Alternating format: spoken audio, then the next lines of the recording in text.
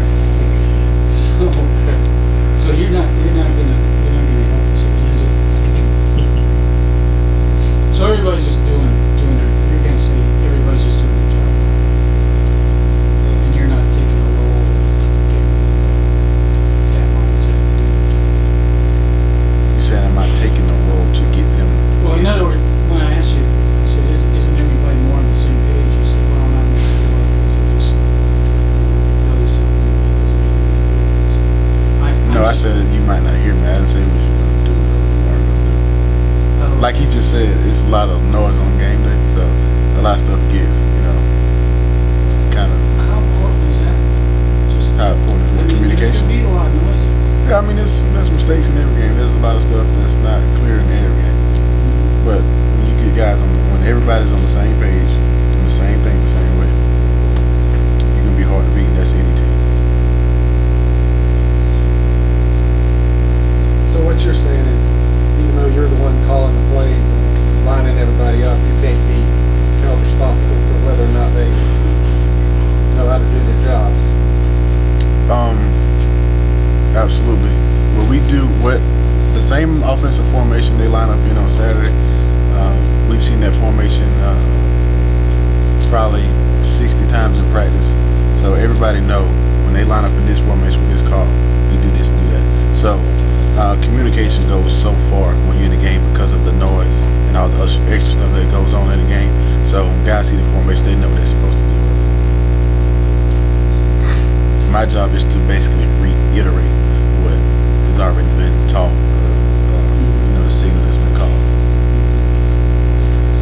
Something to do with the repetition also. Helps the unit.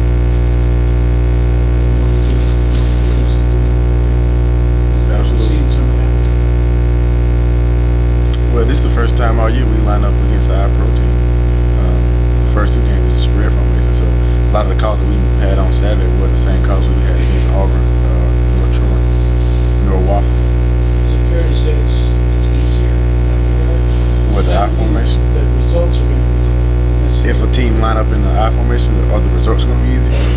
No, not the results, but getting people, everybody where they should be against the high type of team. I would think probably be easier than some of these other teams.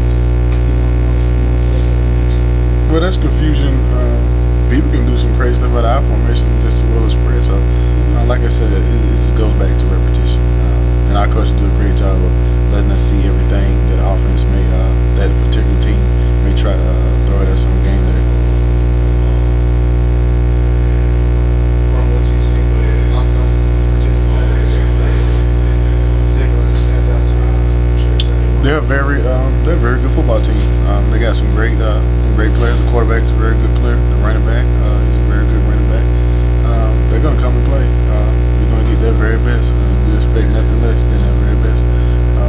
So it's going to be a very good game. Like I said, it's our first road test, so it'll be a good one. And then, don't really make me nuts about it. Like the football kind of stuff. There's some social media stuff. What you've seen. Yeah, that's what I've seen on film thus far. They like to run the ball, and they try to, whatever they need to do.